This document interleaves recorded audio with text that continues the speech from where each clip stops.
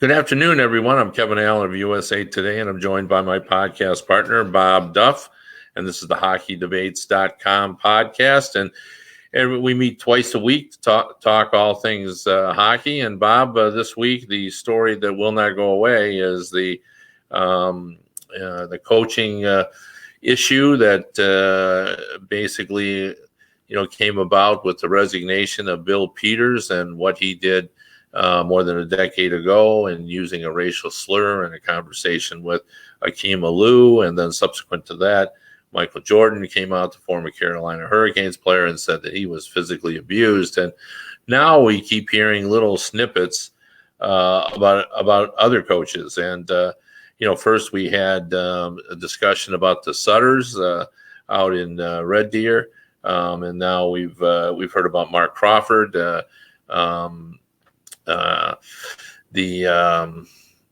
With the suggestion by Avery saying that he kicked him on the bench when he played for the Los Angeles Kings. And today, the big story that's come out, and certainly big in Detroit, on the Spit and Chicklets podcast, which is a terrific podcast with a couple of former NHL players doing it, and they get a lot of NHL people to come on, and it's a little bit raw and a little bit rough, but they get really good information. And Chris Chelios came on and talked about the incident that many of us in Detroit have heard about, Mike Babcock going after Johan Franzen, but Chelios went a little bit further than in telling the story, and he said it caused a nervous breakdown for Johan Franzen when he was ridiculed by Mike Babcock. And then the second element to the story that I think is also gaining some life is the discussion that the NHL or the Red Wing players, particularly the leadership group, really didn't rise up as you would think they would on what was considered a very close-knit team. And when they did sort of raise the issue, Ken Holland, who is kind of known around the league as kind of one of the good guys, basically backed Mike Babcock on this, and said basically, if you don't like it, there's a trade with possibly with your name on it. I don't think he said it quite like that, but that was the implication. So, Bob, what do we make on it? And is this story going to continue? Is this sort of the Me Too movement of the NHL? Well, I think as it grows and as more stories come out, it's going to be more emboldened. I think players that have been wronged are going to feel safer in coming forward. As you and I both well know, being around hockey our whole lives, it's a very close-knit, the old what happens in Vegas stays in Vegas. Well, it's always been what happens in the locker room stays in the locker room, and that's kind of led to certainly moments like this where you'd hear rumblings about them, but obviously no one going to go on the record and tell you the story. And I mean, for years covering the Red Wings, you'd hear stories about how much the players despised Mike Babcock, but they were too proud to go out and not give their best effort there. Most of them were Stanley Cup champions, some of them multiple Stanley Cup champions, and they just took too much pride in their own personal performance to let it impact them on the ice. But yet inside that dressing room, and there was rumblings for years about many players that just absolutely despise Babcock, and I certainly think Chris Chelios was one of them. I mean, a few years back, I remember chatting with Chris in the press box, a Red Wing game. I think it was against the Maple Leafs when Babcock was coaching them, and Chris just kind of glibly said to me, he said, "Remember that season when I was Babcock's seventh defenseman?" He said, "And then we got two guys hurt, and two guys got called up from the minors, and I was still the seventh defenseman." So it was apparent there was no love lost between Chelios and Babcock, but I think there's definitely a line there, and it seems like some of these coaches have crossed that line, and more players are feeling confident in coming forward and telling how the line was crossed against them. Well, I wrote Chris Chelios' book with him, and that his dislike of Babcock tactics came out in that book, as he sort of reported and told that story, what you said about how Babcock didn't play him later in his career. And even earlier, he was looking to try to get on a power play. I mean, it's sort of forgotten now because Chelios is remembered for being, the ultimate warrior, but he was a pretty good offensive player in his heyday and had good offensive instincts. And, a little bit earlier, not in the final stages, he was trying to get on the power play and couldn't get Babcock to see him as anything but a defensive defenseman. But, the one thing that I would take issue with is that there was some fallout from the Red Wing players with Babcock that lasted beyond the, whatever happened with Babcock and Franz, and maybe that conversation with Holland did take place. But, I think it permanently damaged his relationship with many of the players, particularly the Swedish players. Zetterberg, even though he was in a leadership position, never really interacted with Babcock other than what he needed to do for professional reasons. And, you could tell that all the way through their time together. Like, he was not a Babcock guy. And, the other Swedes were in the same position because of that. I think everybody saw that as going over the line. And I think there was some ramifications from that, maybe they didn't tell him off or there wasn't much they could do. But, I think it damaged his relationship, with those players. And the other thing that I think has kind of come out now, and, Chris Chelios has alluded to this in the past as well. Who was the player, the defenseman that just spoke the other day? I forgot Koliakibol said that he was hesitant to sign with the Red Wings because he had heard the Babcock stories. And one of the things that were going around at that period is that was one of the reasons why the Red Wings could not attract players, is that, they had the Babcock factor. And that players were well aware of his reputation for being a little too confrontational with his players in getting in their faces and doing it in a sort of public way in front of all the other players. And it wasn't so much, it was sort of belittling the players. And, that's the other issue of this that's kind of come out now is it's pretty clear what Dave Peters did to Hakeem Alou was over the line, a racial slur, and certainly what he did with Jordan, that's been confirmed by Rod Brendamore, the current Hurricanes coach. That's, clearly over the line. But what about this other stuff? What about Mike Babcock and with regard to Mitch Marner, having him rank the players on the Maple Leafs on the basis of work ethic, and then sharing that information with the players, getting in a player's face, in the dressing room, is this normal coaching tactics, or, are we going to see some changes there as well? I mean, we're on a slippery slope here with regard to that, because, I think a lot of people see, bag skates and, getting into players for poor performance is part and parcel of professional sports. How do you see it, Bob? Well, I think there's two levels of confrontation here.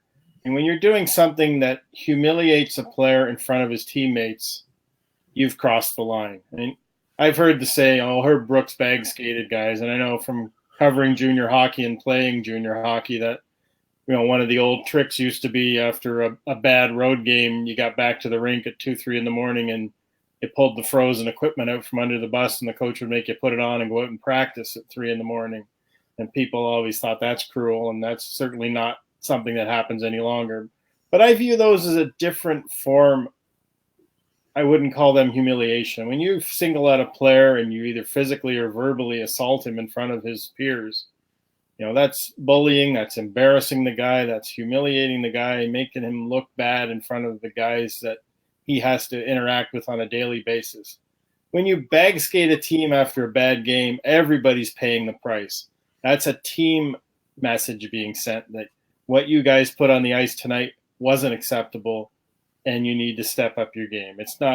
They're not saying, okay, only the left wingers have to bag skate because they played badly tonight. Even the guys who played well are out there bag skating with the guys who maybe didn't show up on that night. So it's not like you're putting anyone above anyone or you're singling out anyone for blame. I always thought, Scotty Bowman was a tough coach, but Scotty Bowman didn't do anything to humiliate his players.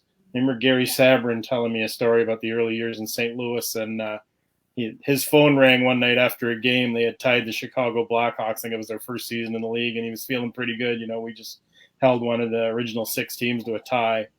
And his phone rings, and it's Scotty. And Scotty says, Gary, he said, what position do you play? And Gary said, left wing. And Scotty said, yeah, that's what I thought. But I'm looking at the film of the game here, and you're on the right side of the ice. Why would that be? And then he hung the phone up. So he just put a little thought in Gary's mind, but he didn't do it in front of the whole team and single them out for any kind of embarrassment or humiliation or to say, look, you're not doing your job right. Scotty used to say to me that you have to learn, what makes one player tick is going to tick another player off.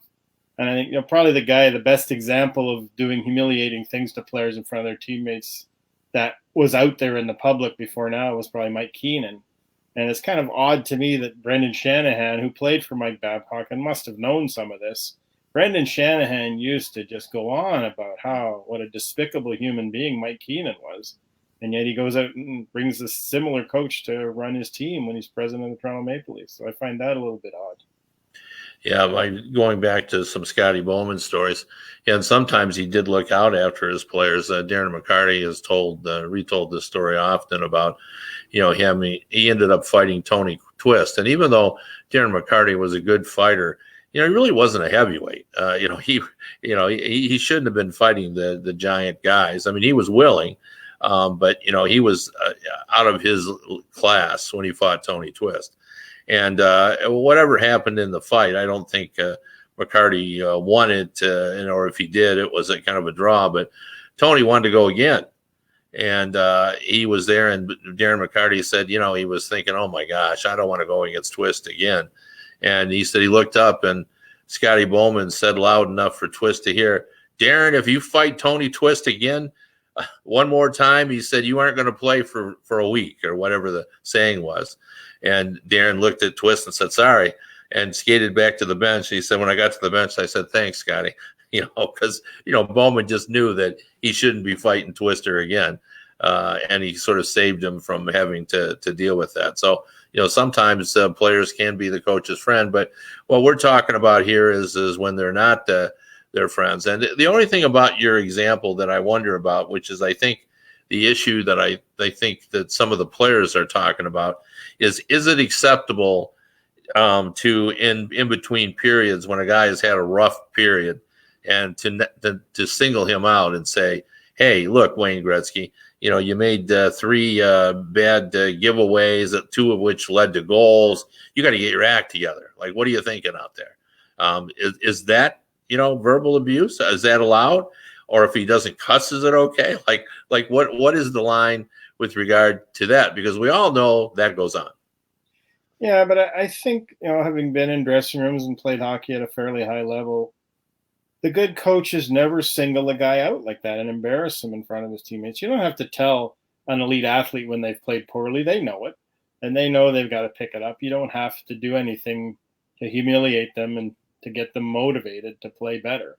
I think if a player plays poorly and doesn't come back and play better in the next period or the next game, then there's bigger issues at work here than just a guy who's underperforming. There's obviously something going on with that player that I would say almost mentally or from a motivational standpoint, because most athletes are pretty self-driven. I don't think you have to, especially in today's game when there's so much money to be made and it's so hard to keep your job and there's guys just chomping away to get that job. I think that today you don't need to really embarrass a player. And I've played on teams where we've had horrible periods and the coach would come in and he'd read the riot act, but he'd read the riot act to everybody. It's just, again, you're in it as a team. And they always say win as a team, lose as a team. And that's, I think, it's a cliche, but I think it's the way it's got to be. You can't embarrass one guy or single 1 or 2 guys out and blame them. We lost because of you.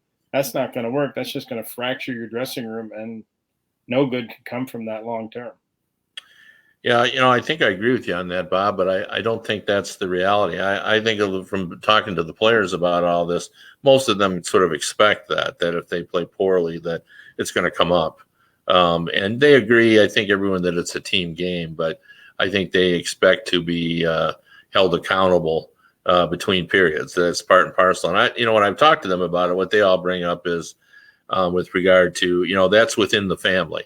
When you're being, singled out amongst your teammates, it's not the same as the coach going out afterward and telling members of the media, hey, Tyler Sagan and Jamie Benn were the worst players on the ice today. Like, they see that as unacceptable. You've ridiculed me in the public, but not all of them, but many of the players I've talked to have said they may not like it, but they're accepting of the idea that within the family, if you want to make a point, as long as, like you said, they're not the only people. But, I think for sure that what's happened here will alter the game. If for no other reason, I think all coaches will sort of take an inside look of the way they behave, and just to make sure that their behavior is keeping within kind of the new defined rules of what we have going now. So do you see it the same way, Bob? Yeah, and I think, again, there's a line you don't cross. I mean, yeah, you can point out to a player in the closed doors of a dressing room that, he's got to do this or that better, and, by making that mistake, he cost us a goal.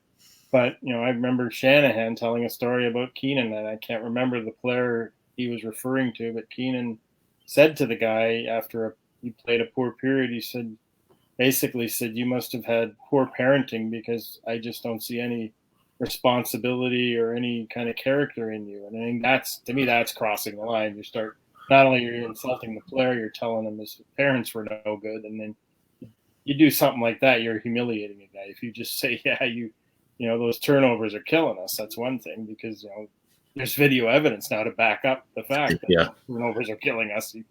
You can't produce a video to show the guy's parents were bad parents.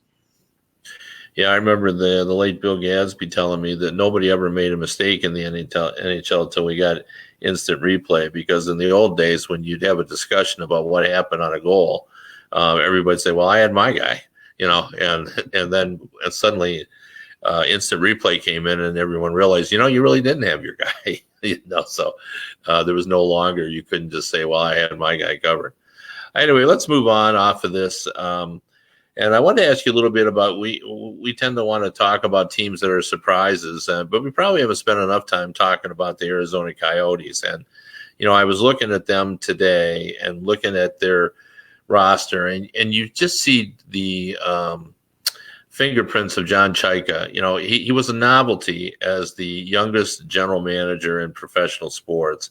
And now you look at him, and I just think he's done a terrific job of, bolstering this roster and making it competitive. Like, they're up there among, in terms of top defensive teams. They've got a goaltender with a sub-2 GAA. Both their goaltenders have save percentages over .925, which speaks to the defensive system that Rick Tocchet plays. Schmaltz is their leading scorer, and he came from the big trade they made last year with the Blackhawks. Everybody talks about how Strom has really helped the Blackhawks, and it was a great trade for them. Well, guess what? It's been a great trade for the Coyotes as well. Schmaltz has been their leading scorer. And you look at the rest of that, Nick Schmaltz has 20 points in 28 games. Clayton Keller, which is a Chaika draft pick, is the third leading scorer. Connor Garland, who Chaika promoted last year, has 10 goals. And the bold trade that he made with Phil Kessel, like, Phil Kessel hasn't scored a lot of goals, but he's dangerous out there. And I think it's kind of sent a message to the team that, hey, look, we're going to go out. We think we're close enough that we're going to try to bring in a guy with a pretty high danger quotient. And, he's got 14 points in 28 games, and I think he's probably doing exactly what they thought he would do. But the Carl Soderberg trade has paid off. He's got 12 points as well. And, he made the bold decision to get Jacob Chikrin at the draft. And obviously, Chikrin's among their best defensemen as well. So I think Chaika's done a terrific job. But what's your read on this team? Are they for real, Bob? I don't know if they're there yet, but they're certainly close. I mean, the two things that worry me about them is kind of their history. They just don't seem to score enough goals, and they rely on winning tight, close, low-scoring games every night. And I guess in some ways that's good because that's the way you have to win in the playoffs. But the other thing I don't know is that could hurt them in the long run. Their special teams are just average. They're right in the middle of the pack in penalty kill and power play. And generally, if you're not in the top 10 in at least one of those, you don't go far in the playoffs. So those are the two things. But I really like their goaltending. I love their defense. A good friend of mine worked for John Chaika's analytics company before he got hired by the Coyotes. And he just thinks the world of John. He said he's never met, and this is a guy who's worked in hockey most of his life, and he said that I've never met anyone with attention to detail and who recognizes minutia that 90% of probably hockey scouts and hockey GMs wouldn't even notice. This guy, he'll pick something out, and the amount of detail he puts into preparation is just, he's never met anyone like him. He said when the Coyotes hired him, he told me this guy's going to be a huge success. And like you say, nobody had heard of him, and he was kind of a novelty, and he was a young guy. And here we are looking at, it's been a long and probably at times painful process to put this team together, but he seems to have the team now that he wants, and they're getting results. Well, for sure, and he's done it as as an aggressive trader. Like you look at the number of trades he's made since he took over, and it's just phenomenal. Like he's constantly shuffling bodies in and bringing in guys, and some of the trades that he makes, don't amount to a hill of beans, as they say on the parent club. But he's trying to help his farm team as well. He's just a very aggressive guy, and I've been really impressed with him too. I love talking to him. He's very analytical in his approach, but he's down to earth. He's easy to talk to. So I kind of silently root for them to at least have some success and find their way into the playoffs. And, we've never really known whether that area can support or will sustain hockey because they've never been good enough to really know. Like, if they had a run like the Carolina Hurricanes did, when they won their cup, like what would the impact be? Who knows? Because they've never been remotely close to being able to do that. So I think the NHL would love to see them, have some success, to see what will happen there in Arizona. Will they be a team that can be sustained there? I don't think they've really had a fighting chance to sort of prove themselves because they've never had either the ownership or a combination of management that's been able to build a team that could do it for consecutive years. Like they've had some teams that were okay, and looked good for 1 year, but the following year they weren't as good. So anyway, let's move on to other things as well. Bob, did you have anything you wanted to talk about today? Well, let's talk about the suddenly rebounding Leafs. Are they for real? Should we believe that, which is the real Toronto team? Is it the one that was struggling under Babcock? Is it the one that's looking really good under Sheldon Keefe? Or is there kind of a middle ground there where the Leafs really belong? Well, I think the key is that from all indications, Mitch Marner will be back pretty soon. And, I think that's when we're really going to have an indication when, you get Keefe's coaching.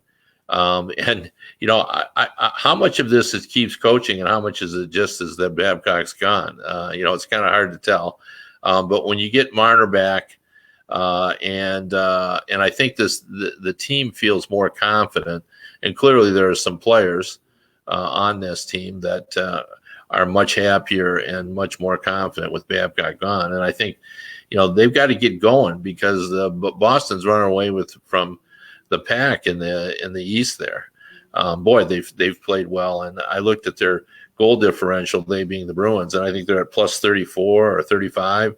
And in the East, there's no one even in their ballpark. I think the Washington Capitals are like plus 21, and the Capitals have played well indeed. But and then this is a big surprise to me in that Eastern Conference is the Florida Panthers, because they're second and their record looks good, but their goal differential is right around even, and they give up as many goals as they score, and that's never a good recipe. Where I think because of their goaltending, because I really like Frederik Andersen, I think the Maple Leafs have an opportunity to score a lot of goals, and if Keith can put in a defensive system, because to me that's what we can blame Babcock for, is the defense never improved under him. And as a coach, shouldn't you be able to improve your defense? So if Keith can put in a defensive system that can, not eliminate, but reduce the number of scoring chances, I think Andersen will give them the goaltending they need.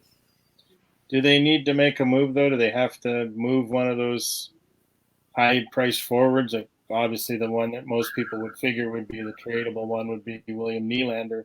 Do they have to make a move, to get some personnel in there that will improve their defense, or at least just to clear up some salary cap room? So if there is an emergency, what would happen to that team if Freddie Andersen got hurt? Well, yeah, that would be catastrophic. Although I do remember Kenny Holland used to say, but every team is in the same boat if they lose their your starting goalie. Like nobody or very few teams are in a position to overcome the loss of their starting goalie. But I don't know. I mean, everybody talks about that, but I'm a big believer of, if you got a lot of offensive weapons, you just keep them until you're forced into, absolute trading them. I wouldn't do that because I don't think there's any available defenseman that could really change the fortunes of the defense. I think you need a good system and do the best you can with what you got. Hope in the offseason you can do something. I just don't see anybody giving them a defenseman that's going to make a big impact that's worth giving up Nylander for. I know the fan base has talked about that, but I think what makes the identity of the Maple Leafs right now is they have a bunch of dangerous forwards. Like when everybody is healthy, they're going to go Matthews and Marner and Nylander and Kapanen, and they got a lot of guys that can, put the puck in the net. And I think that's who they are. And if you trade one of those, you're just not as dangerous up front, and then you're trading that off for what you hope is going to give up fewer goals. But who out there can assure that that's going to be the case? I don't see any available defensemen that can assure that the Maple Leafs are going to give up a goal per game less. Yeah, I mean that's always the defensemen. The quality defensemen are kind of like quality left-handed pitchers in baseball. You just don't see them get moved other than through free agency because they're just too valuable a commodity. And the more teams you add to the league, the thinner the top defenseman gets spread out. It's pretty hard to, if a team can put together a solid top four now, they've really accomplished something because there's just not that many quality defensemen to fill 31 teams. Yeah, I agree. Just going back to the Bruins a little bit. I saw a mention today. I love it every year when this comes out, the mention of 50, and 50. And we haven't heard that in a while. And, Pasternak has just played so well that, it's worth talking about. But, I love those kind of, marks that people are chasing. And, back in it's like when we had it going on in the Gretzky era, it didn't mean as much to us as it would now if that could get done. Is there any hope of that? Is there any shot in this era that we could get 50 and 50? You'd have to think not, but I mean, Pasternak's kept this going now for 2 months. It's not like it's just a little hot streak. This is 2 solid months where he's scored 12 goals both months. The other night I was watching the Bruins game and they were talking about he's on pace to match Esposito's 76 goal season in 70-71. So I mean, that's that when you start talking those kind of numbers, you're talking incredible amounts of goals. And we think if somebody gets 20 now, they've had a good season, and 30's like superstar status. And then you have the guys like an Ovechkin and not too many other guys who can actually flirt with 50. But now all of a sudden, you forget Pasternak's only 23 because he seems like he's been around forever already because he started so young. But he's really just, in terms of general, he's coming into his prime just now. So he may, we may just be seeing the scratching of the surface of how good he can be. Yeah, and he's on a great line. And that, to me, that's always key. If you can't be a one-man band and get something like that done. You've got to be on a superior line, and he is. Marchand is a terrific hockey player. You can dislike him all you want and his antics, and he's not one of my favorites because of that. But boy, he's a terrific hockey player, and a great offensive player that can assist in Pasternak's scoring. So it's I wouldn't think he could do it either, but it sure would be kind of fun. It's funny, but this year we're hearing things that we haven't heard in a while, like because of Draisaitl and Connor McDavid going. I'm checking the scoring summaries every night to see how they did because they're going so well. We had heard John Carlson earlier on, off to a start, then only Bobby Orr and a couple of other players that had. And I don't. It's like we're back in a kind of a fun era again. Before, everything was all about defense. Well, it's the lowest goal scoring total and blah, so many years, and now it's fun to be back in sort of a more offensive. And I think all of that comes from the speed of the game and the fact that we're getting younger and hungrier, and you make more mistakes. I think hockey needs mistakes. We had a lot of them in the 80s, and that's why we had a lot of goals. And now we have fewer mistakes. But anyway, we're running out of time now. You've been listening and watching the HockeyDebates.com podcast. We'll be back next week. Thanks a lot for tuning in.